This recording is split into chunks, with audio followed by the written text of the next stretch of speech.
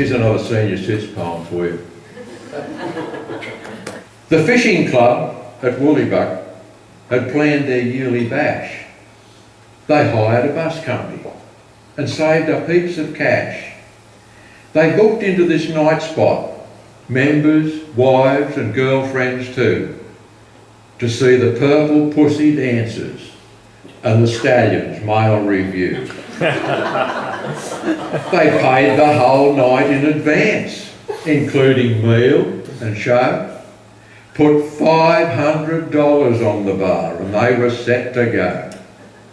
Meanwhile, the Senior Cits at Woollybuck were going on a spin to see the Phantom of the Opera with tea and scones thrown in.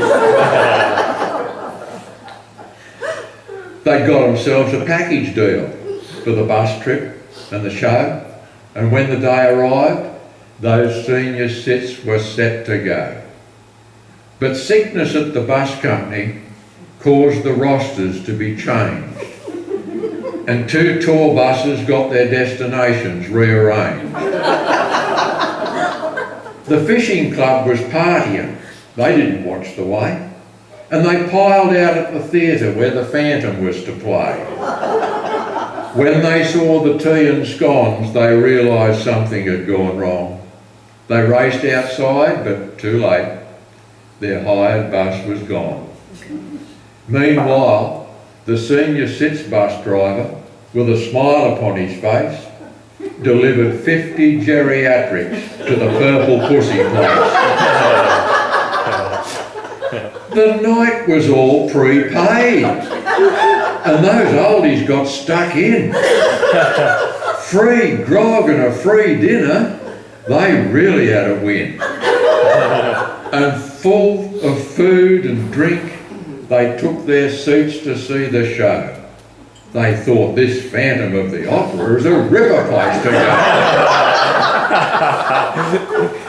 And when the Stallions' male review leapt up onto the stage, those old girls paid attention like young women half their age. Those buff young blokes in leather jocks and 6-packs preened and pranced.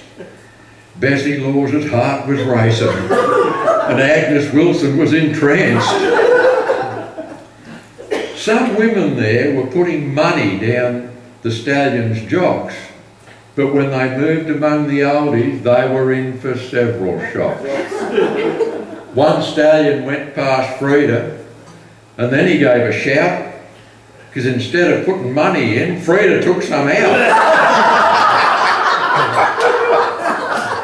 She grabbed him when he tried to run. I haven't finished yet. I felt some more stuff hiding there. There's more down there, I bet. Well, one stallion was pinned to the floor by Dawn Brown's walking frame, and it looked as if the other stallion's fate would be the same.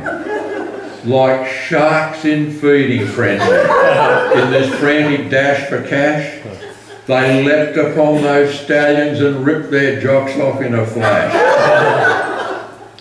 Well, they put the purple pussy dancers on by way of a distraction, and among those old blokes in the crowd, they caused quite an attraction. Those girls in purple feathers had those old blokes in a spell. Their interest rate was rising, and inflation was as well. One pussy sat on Jono's lap, and Jono went for broke. He checked her out for small change, and found she was a bloke.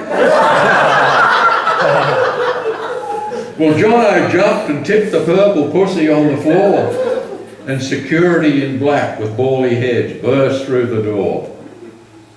They were met by Bessie Laws, who swung her walking stick around, and with one hit, knocked the head security bloke out on the ground. Bessie said, "Get up and fight, you wussy phantom sook. You're not so tough if only just one tap was all it took."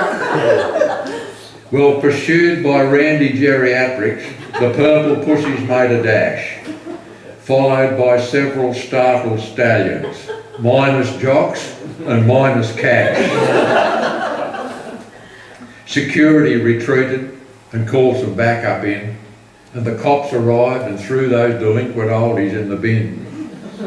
Meanwhile, full of tea and scones, the fishing club got home all right. They planned to kill the tour bus bloke who totally stuffed their night.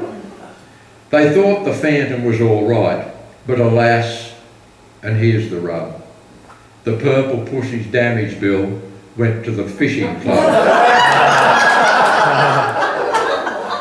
The oldies' predicament was not as bad as they had feared. They all managed to get bail when their bus driver appeared. Those oldies didn't have a clue just where they all had been, but they voted Phantom of the Opera the best show they'd ever seen.